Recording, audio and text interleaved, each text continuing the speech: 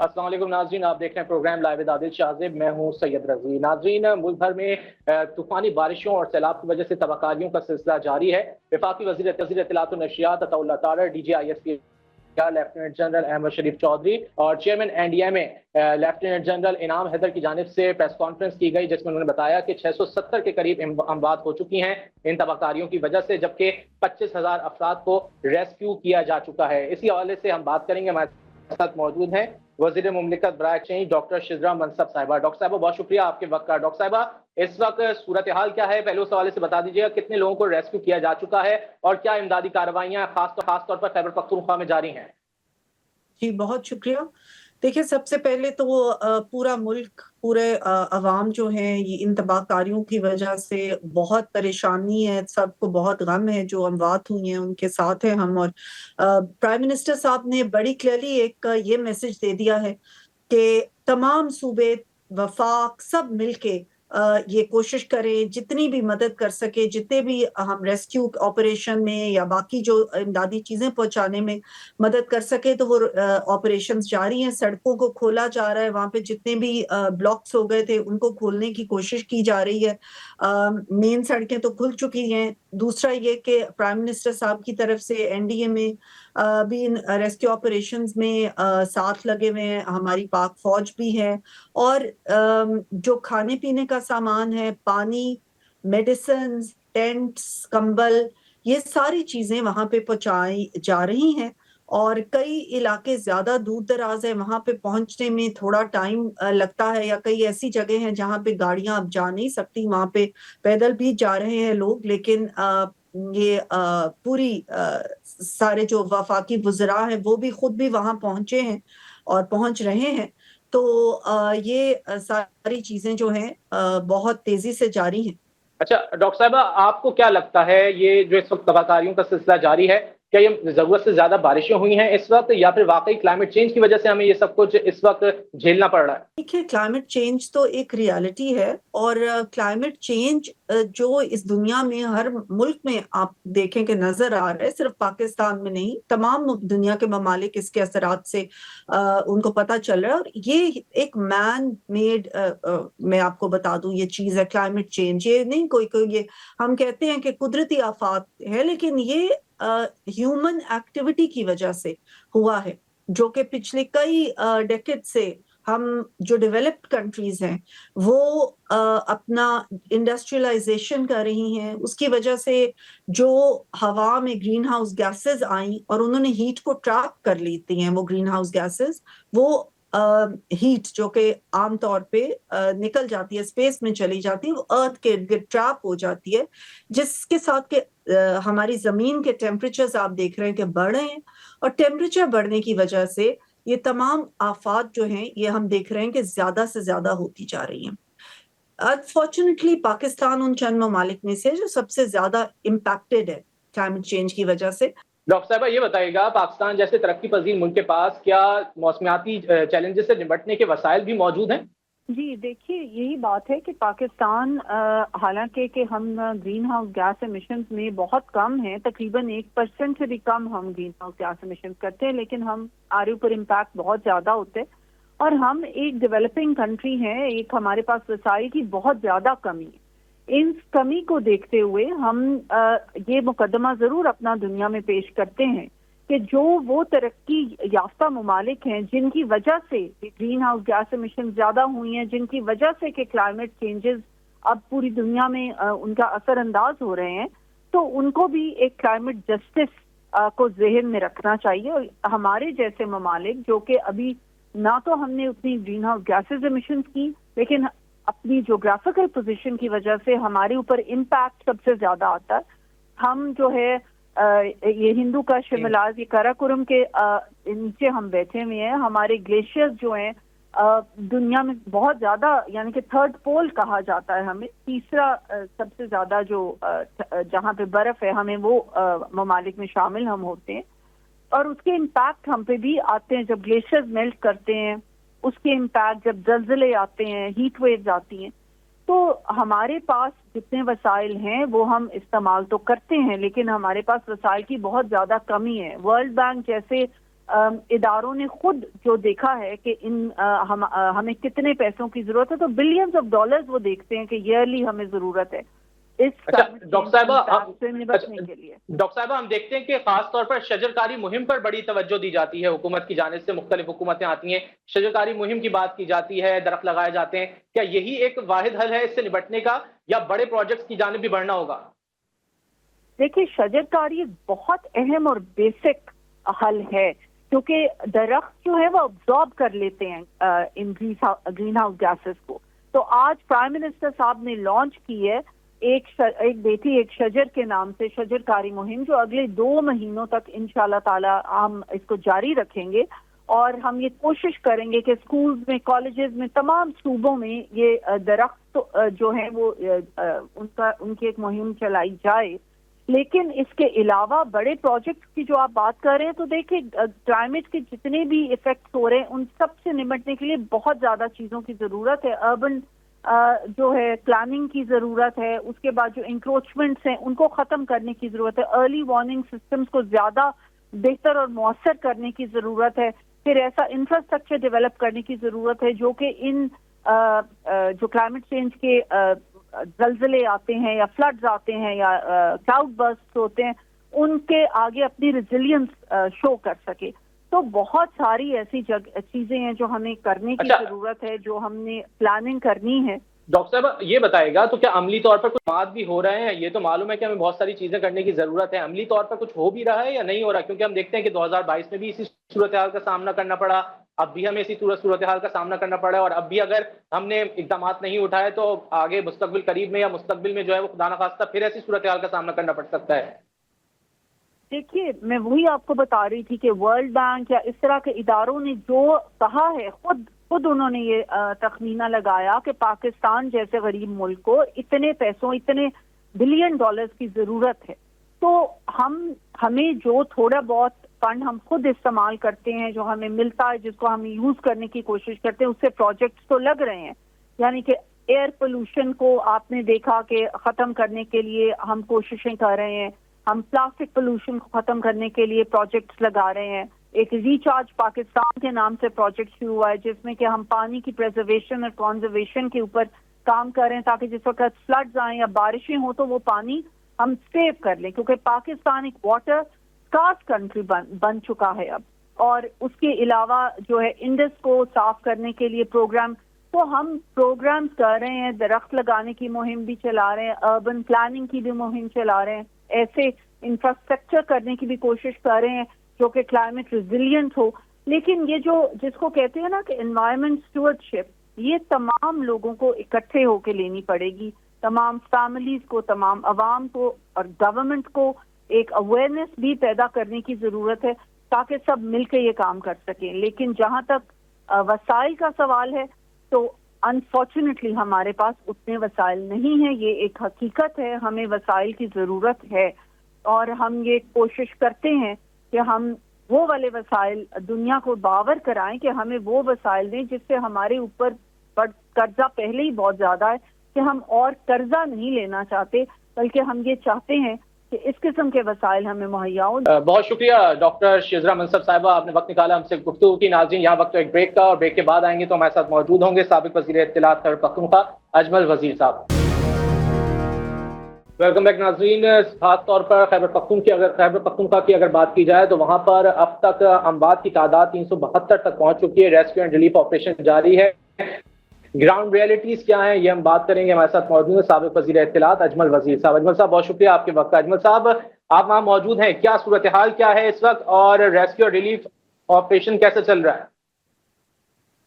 دیکھیں یہاں پہ جو خصوصاً جو ہمارا بنیر کا ایریا ہے اس میں بہت بڑے تعداد پہ نقصانات ہوئے ہیں، جیسے آپ کے علم میں ہے۔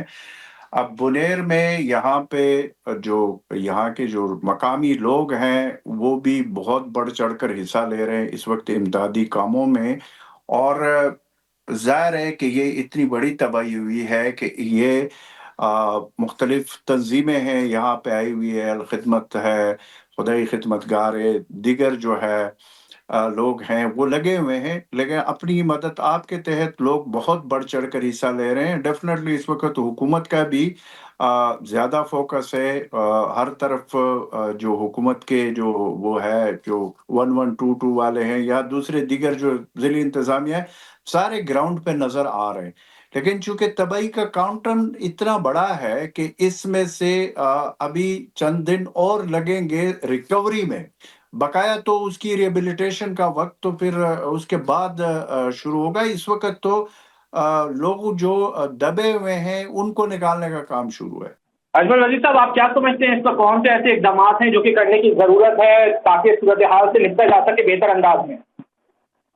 देखिए, इसमें जो इम्पोर्टेंट चीज है वो यही है कि इस वक्त लोगों के वहां पे जो मलबा है, जो पत्थर आए हुए हैं, उनको हटाने का काम, उस पे फोकस होनी चाहिए। और वहां पे ऑलरेडी मशीनरीज लगी हुई है, सूबाई हुकूमत के हवाले से भी काम हो रहा है। और वहां पे मैंने आपको पहले भी बताया कि वहां पे अपनी मदद आपके तहत अवाम में एक जिस जज्बे से वो इसमें हिस्सा ले रहे हैं, उसका कोई मिसाल मैंने नहीं देखा है माजी में। तो इस वक्त फेडरल गवर्नमेंट का जो बनता है, उनकी तरफ से भी मेरा अपना ये ख्याल है कि वहाँ पे प्राइम मिनिस्टर को भी जाना चाहिए, फेडरल हुकूमत की भरपूर नुमाइंदगी होनी चाहिए। गो के मैं देख रहा हूँ अमीर मुकाम वहाँ पे गए हुए हैं, वो कर रहे हैं, लेकिन फेडरल हुकूमत को मजीद वहाँ पे जिस तरह एनडीएमए के थ्रू वो कर रहे हैं, इमदाद के काम कर रहे हैं, लेकिन वहाँ पे मशीनरी की जरूरत है। और चूंकि ये बुनेर तो बहुत बड़ा वहाँ पे नुकसानात हुए हैं, जानी और माली दोनों लिहाज से, लेकिन साथ फिर जो है वो स्वात में भी हुए, बाजावड़ में भी हुए, दीगर अजला में भी हुए, सवाबी में भी कल हुआ है। तो इस वक्त पूरा, और वहां पे अगर आप देख ले जनूबी अजला में जो वजीरिस्तान से एक रेला आया है, जिसमें टांग जो हमारा डिस्ट्रिक्ट है जनूबी अजला का, वहां पे उधर भी पानी आया हुआ है। तो पूरा खैबर पख्तूनख्वा इस वक्त सैलाब के जिद में है, और इसके लिए सिर्फ एक सूबाई हुकूमत या एक जो है ना वो उसके वो नहीं होगा। इसमें जो दिगर सूबाई हुकूमतें हैं उनको भी खैबर पख्तूनख्वा हुकूमत का साथ देना होगा, और फेडरल हुकूमत को भरपूर साथ देना होगा। ये इस वक्त लोगों को एक दफा वहां से जो लाशें हैं वो मुकम्मल तौर पर लोग अभी तक भी लापता है, तो उनको निकालना बड़ा इंपॉर्टेंट है। और ये जो मलबा है इसको हटाना जरूरी है। फिर उसके बाद जो दूसरा वो होगा, वो फिर ज़ाहिर लोगों की सेटलमेंट और उस चीज पे वो करना होगा, फोकस करना होगा। लेकिन चूंकि नुकसानियात का क्वांटम बहुत ज्यादा है, तो इसलिए और मजीद भी ये जो बारिशों की वो हो रही है, पेशन गोई हो रही है, और उसकी वजह से और भी लोगों में बहुत ज्यादा पैनिक है पूरे खैबर पख्तूनख्वा में।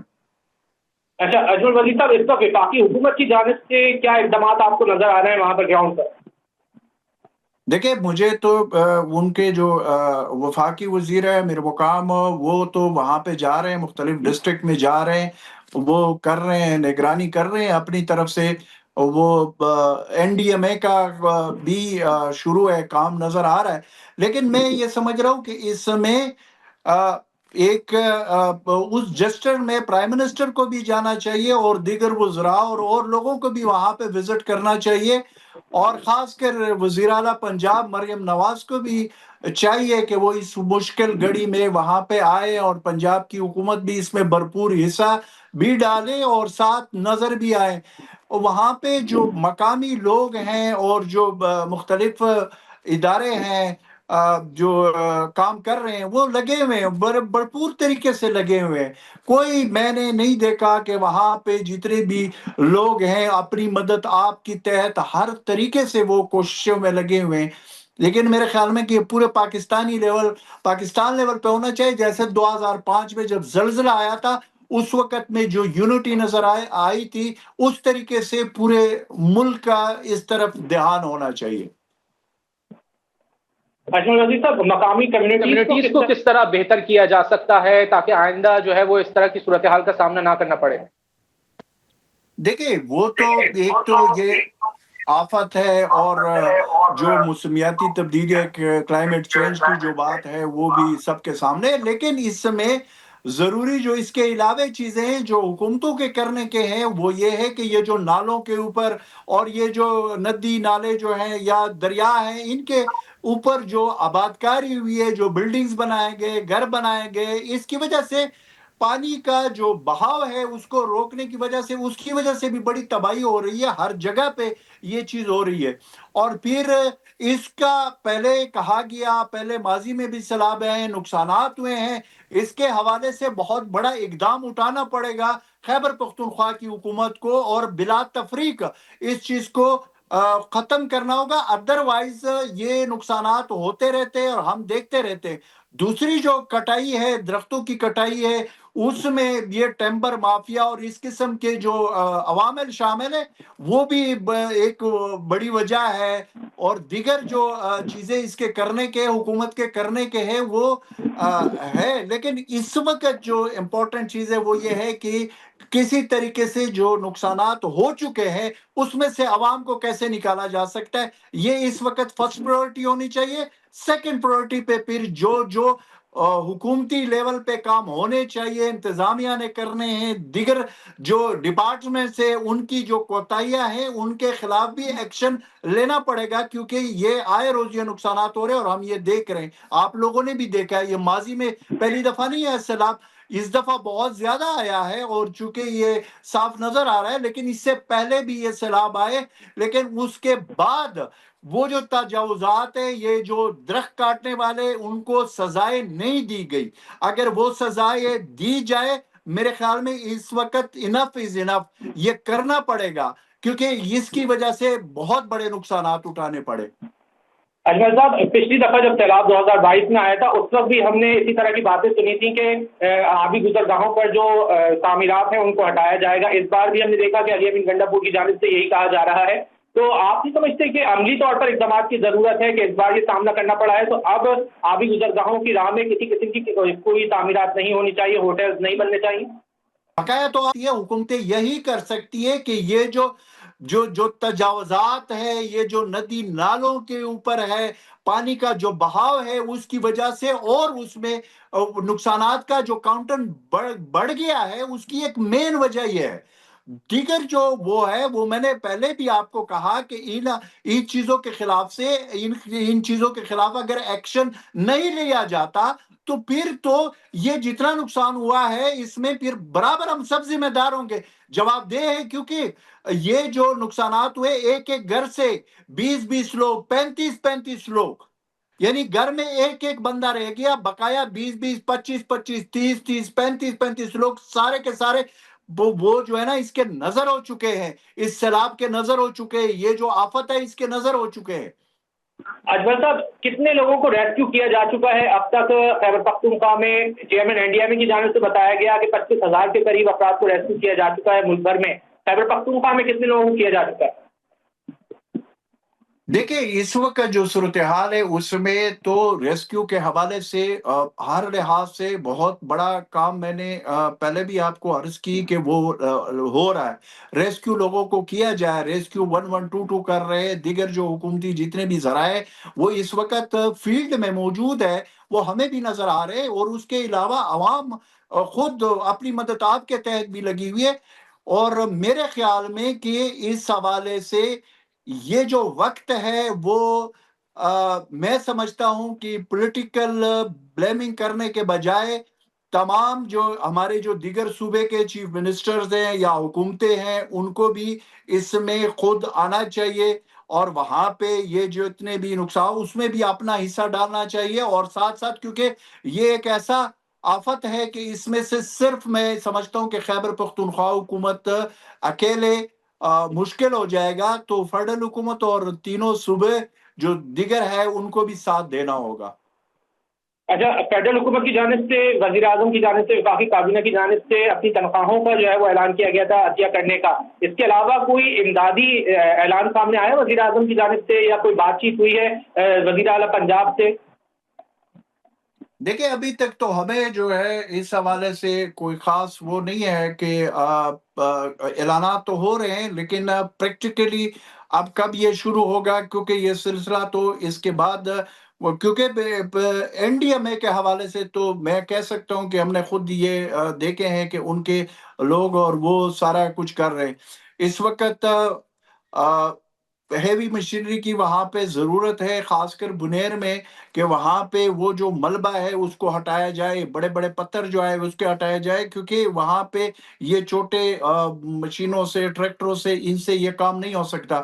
تو مشینری کی ضرورت ہوگی، لیکن یہ جو بات آپ کر رہے ہیں یہ آئندہ جو دن ہے اس میں ان کی امپورٹنٹ زیادہ اس بات کی ہوگی کہ لوگوں کو کس طریقے سے آباد کیا جاتا ہے، لوگوں کو کس طریقے سے کمپنسیٹ کیا جاتا ہے. لوگوں کے گھر بار، کاروبار سب کچھ تباہ ہو چکا ہے، تو اس کو کمپنسیٹ کرنے کے لیے فیڈرل گورنمنٹ کیا کرتی ہے، صوبائی حکومت کا جو پلان ہے وہ کیا ہے، وہ بھی سامنے آئے گا، اور دیگر صوبے اور دیگر جتنے بھی ادارے وہ سامنے آئیں گے. جس طرح پاک فوج نے اعلان کیا ہے، بہت بڑا اعلان ہے جو انہوں نے تنخواہوں کا اعلان کیا ہے 1 دن کے، اور جو دیگر راشن کا اور وہ ساری چیزیں وہ کر رہے ہیں.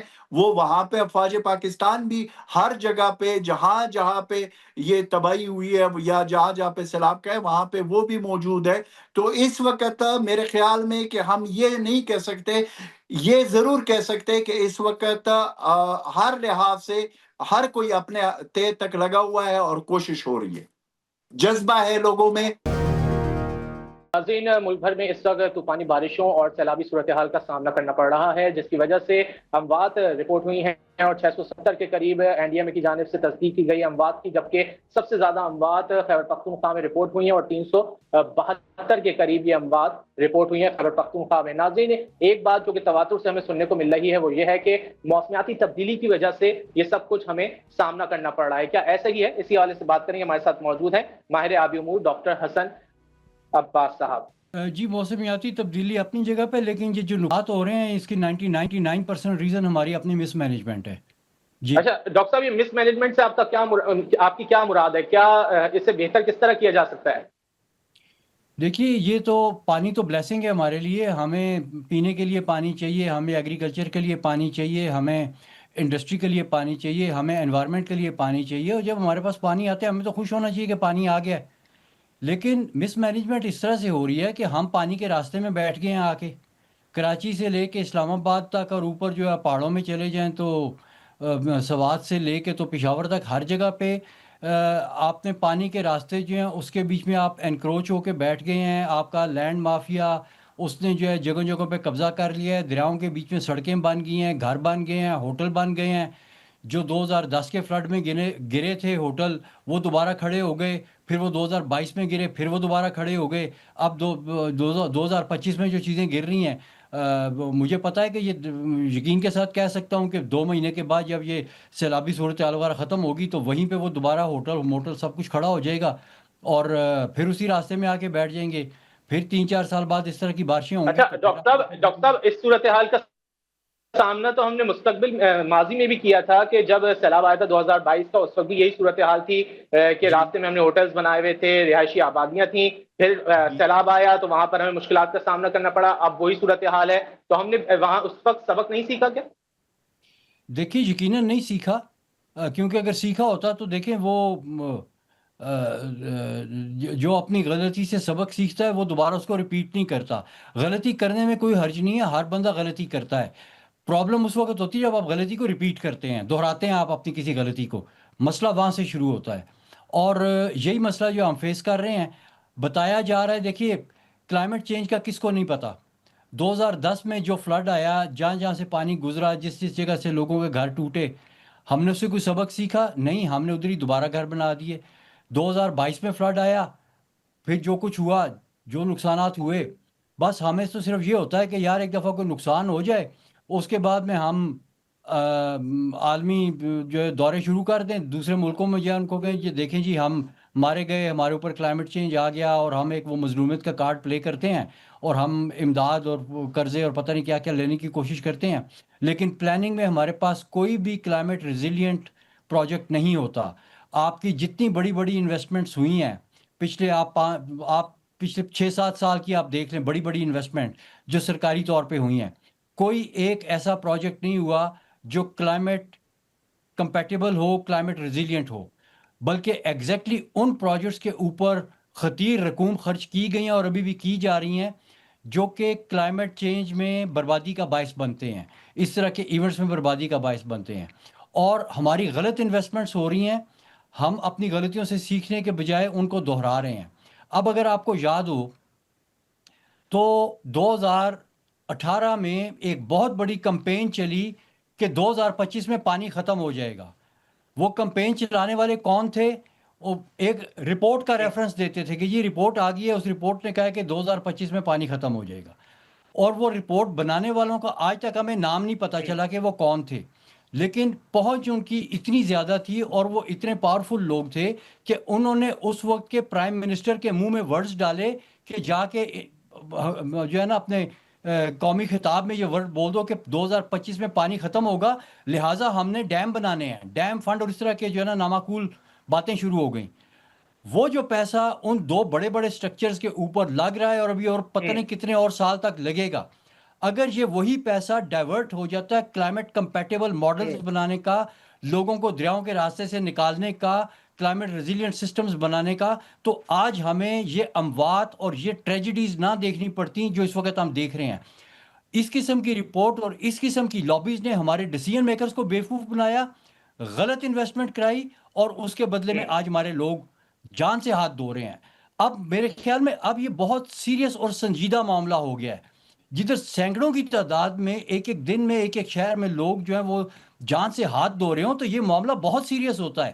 اب ہم نے فیوچر میں اس قسم کی کسی الٹی سیدھی رپورٹ پہ کان نہیں دھرنے، اور ہمارے جو ابھی کے ڈیسیژن میکرز ہیں ان کے تک یہ بات پہنچنی چاہیے کہ جو پرانے ڈیسیژن میکرز کی غلطیاں وہ نہیں دہرانی، اور ٹھیک قسم کی ایکسپرٹ ایڈوائس لینی ہے، نہ کہ ایسی ایکسپرٹ ایڈوائس جس کے پیچھے جو ہے وہ ویسٹڈ انٹرسٹ ہوتے ہیں کہ ہم ڈاکٹر صاحب ڈیسیژن میکرز تو وہی آگے پیچھے ہمیں نظر آتے ہیں، کبھی کسی کی حکومت آ جاتی ہے، کبھی کسی کی حکومت آ جاتی ہے، لیکن کوئی بھی اس طرح کے اقدامات کرتا نہیں ہے جس کی ضرورت ہے. سر دیکھیے میرے خیال میں ہمیں اتنا مایوس نہیں ہونا چاہیے. یقیناً ہم نے بہت سے ایسے کام کیے ہیں اور ہمارے ڈیسیژن میکرز نے بہت سے ایسے مطلب ہے کہ ڈیسیژنز لیے ہیں کہ ہمارا جو ہے وہ وقار بلند ہوا ہے عالمی سطح کے اوپر. ہم نے اپنے ایک بہت بڑے دشمن کو شکست دی ہے، تو اس طرح سے ہمیں مایوس نہیں ہونا چاہیے. ہم ایک قوم ہیں اور ہم بن سکتے ہیں، ہمیں صرف لیڈرشپ چاہیے اور اچھے ڈیسیژن میکرز چاہیے جو کہ اسکروٹنائز کرنے کی صلاحیت رکھتے ہوں ایک اچھے اور برے پلان کی، اور آلٹرنیٹس کو دیکھنا جو ہے وہ اس کو دیکھنے کی صلاحیت رکھتے ہوں. تو میرا خیال ہے کہ 2-3 اچھے ڈیسیژنز اگر ہو جائیں تو ملک کی تقدیر بدل سکتی ہے. اور یہ سیلاب اور یہ بارشیں جو اب کلائمیٹ چینج کی وجہ سے ایک مستقل عمل ہوگا آنے والے سالوں میں، یہ ہمارے لیے ہمیشہ رحمت بنے گی، ہمارے لیے زحمت نہیں بنے گی اگر آج ہم 3-4 اچھے ڈیسیژنز کر لیتے ہیں. اچھا ڈاکٹر صاحب آخری کوشچن آپ سے یہ کرنا چاہوں گا، مختصر سے اس کا جواب یہ دے دیجیے گا آپ کہ جو اس وقت مانسون بارشیں چل رہی ہیں، کیا یہ نارمل مانسون کہا جائے گا یا واقعی سے کلائمیٹ چینج کے زمرے میں ہم لے کے جائیں گے؟ دیکھیے کسی حد تک تو جو ایون ایک ہوا کا جھونکا بھی آتا ہے نا اس وقت، اس کی کوئی نہ کوئی تعلق کلائمیٹ چینج کے ساتھ ہے، کیونکہ climate change global energy system ہے. تو جو کچھ بھی نیچرلی ہو رہا ہے موسمیاتی اعتبار سے وہ کلائمیٹ چینج ہی کا حصہ ہے. لیکن ابھی کی جو بارشیں ہیں ان کے بارے میں کوئی تھوڑی سی میں وضاحت کر دوں کہ یہ پیسیفک اوشن کا ایک سسٹم ہوتا ہے جس کو آپ اینسو کہتے ہیں، النینیو سدرن آسیلیشن. اس کی ایک ایکسٹریم لانینا ہوتی ہے، لانینا سے ہمارا مونسون ویک ہو جاتا ہے. جس طرح سے ہم نے پچھلے 1-2 سال میں دیکھا مونسون کوئی اتنا زیادہ مضبوط نہیں تھا. اس کے بعد میں اس کی دوسری ایکسٹریم ہوتی ہے لانینا. ابھی لانینا سیٹ ہو گیا، لانینا ہمارے مونسون کو زیادہ بھاری کر دیتا ہے، اس میں زیادہ بارشیں ہوتی ہیں. تو ابھی وہ جو پیسیفک میں لانینا آیا ہے وہ اس کی وجہ سے ڈاکٹر حسن عباس صاحب ہم سے گفتگو کر رہے تھے، بہت شکریہ آپ کے وقت کا. ناظرین پروگرام میں یہاں وقت ایک بریک کا، بریک کے بعد واپس آئیں گے تو ہمارے ساتھ موجود ہوں گے عمر اظہر صاحب، ماہر بین الاقوامی امور. ان سے ہم بات کریں گے گزشتہ روز ڈونلڈ ٹرمپ اور ولادیمیر زیلنسکی کی ہونے والی ملاقات کے حوالے سے. सदर डोनाल्ड ट्रंप और यूक्रेन के सदर व्लादिमीर ज़ेलेंस्की की व्हाइट हाउस में मुलाकात हुई और ये मुलाकात गुज़िश्ता मुलाकात से यकसर मुख्तलिफ दिखाई दी और इस मुलाकात में हमने देखा कि डोनाल्ड ट्रंप की जानिब से यूक्रेनी सदर के लिबास की तारीफ भी की गई जो कि पिछली बार नहीं की गई थी और इस बार थोड़े खुश मूड में नजर आए अमरीकी सदर डोनाल्ड ट्रंप और यूक्रेन के सदर व्लादिमीर ज़ेलेंस्की। अमरीकी सदर डोनाल्ड ट्रंप की जानिब से यूक्रेन का 20% कम नक्शे के साथ नया नक्शा जो है वो पेश किया गया व्लादिमीर ज़ेलेंस्की को। इसी हवाले से बात करेंगे, हमारे साथ मौजूद हैं माहिर बैनुल-अक़वामी उमूर उमर अजहर साहब। उमर साहब बहुत शुक्रिया आपके वक्त का। उमर साहब, आपको गुज़िश्ता रोज की मुलाकात कैसी लगी? क्या जंगबंदी होने जा रही है और अगर होती है तो क्या कुछ डिसाइड होगा, क्या कहेंगे आप? जी बिल्कुल, देखें, शुक्रिया दावत देने के लिए। देखें, जंग बंदी के इम्कानात अभी फिलहाल तो नहीं है, लेकिन गुज़िश्ता रोज जो मुलाकात हुई उसमें हमने देखा कि सदर डोनाल्ड ट्रंप ने यूक्रेन का एक मैप पेश किया और मशरकी यूक्रेन में डोनबास और लुहांस्क के जो इलाके थे उनको उन्होंने मार्क किया हुआ था सदर ट्रंप ने। ये वो इलाके हैं जहाँ पे इस वक्त रूसी फौज की काफी इस वक्त प्रेजेंस है, नुमाइंदगी है और ऐन मुमकिन है कि सदर ट्रंप जो है एक पीस डील, एक अमन मुआहदा कराना चाह रहे हों जिसके बदले रूस जंग बंदी का ऐलान कर दे अगर रूस को वो कुछ इलाके जो हैं मगरब मशरकी यूक्रेन के वो मिल जाएं। तो एक बड़ी सनसनीखेज किस्म की सूरत हाल बनी हुई है। खासतौर पर डोनबास के हवाले से बात की है व्लादिमीर पुतिन ने। बिल्कुल, व्लादिमीर पुतिन जो हैं वो तो चाहते हैं लुहांस्क और डोनबास के जो रीजन्स हैं उनमें काफी एक खास और पुख्ता इलाका एरिया जो है रूस को मिल जाए। बल्कि रशिया की तो ये पोजीशन है स्टेटेड कि उन इलाकों में रशियन एथनिसिटी के लोग रहते हैं और इन इलाकों में वो लोग रहते हैं जो रूस से ज्यादा मुताबिकत रखते हैं बनिस्बत यूक्रेन के। तो ये अमन मुआहिदा ऐन मुमकिन है इस बुनियाद पे हो कि इन इलाकों को रूस के हवाले कर दिया जाए। लेकिन ये बात बोलेंगे यूरोपीय ममालिक जो हैं, जो खासतौर पर यूरोपियन यूनियन के बड़े ममालिक हैं, फ्रांस, इंग्लैंड, जर्मनी, वो इससे बहुत नाराज होंगे अगर कोई ऐसा अमन मुआहिदा होता है तो। अच्छा उमर अजहर साहब, हमने ये भी देखा कि गुज़िश्ता रोज वज़ारत ख़ारिजा रूस की जो है उसकी जानिब से कहा गया कि नेटो अमन अफ़वाद जो है वो कबूल नहीं है उनको। इसकी क्या वजह हो सकती है? देखिए, नेटो जो है उसकी सबसे बड़ी वजह ये है कि यूरोप के अंदर जो है कुछ माजी करीब के कुछ गहरे और डार्क क्लाउड्स हैं जो मंडला रहे हैं उनके सर पे। इसी तरह यूरोप ने 1943, 44, 42, 1938 और 1939 में भी उन्होंने हिटलर को पोलैंड का कुछ हिस्सा दे दिया था जब हिटलर की फौज ने और नाज़ी फौज ने पोलैंड पर हमला किया था। तो दबाव डाला गया था यूरोप पे कि कुछ हिस्सा दे दिया जाए और फिर यूरोपीय ममालिक ने दे दिया। मगर हिटलर उसके बाद रुके नहीं, उन्होंने पूरे यूरोप पे काबिज होने की प्लानिंग की और आगे बढ़े अपनी तोपों और फौजों के साथ। तो यूरोप और खास तौर पे नेटो को इस बात का खदशा है कि अगर रूस को इस बार मशरकी यूक्रेन के कुछ इलाके सौंप दिए गए तो इस बात की क्या गारंटी है कि 3 या 4 साल बाद रूस जो है दोबारा पोलैंड का रुख नहीं करेगा, यूक्रेन के दूसरे इलाकों का रुख नहीं करेगा। तो पास्ट के जो डार्क क्लाउड्स हैं जिसको हम कहते हैं हिस्ट्री में, वो मंडला रहे हैं यूरोप पे और वो उनकी थिंकिंग पे काफी हावी है। इसलिए नेटो तो नाखुश है और यूरोप के जो बड़े ममालिक हैं वो भी नाखुश हैं इस पूरी अमन मुआहदे की कोशिश से।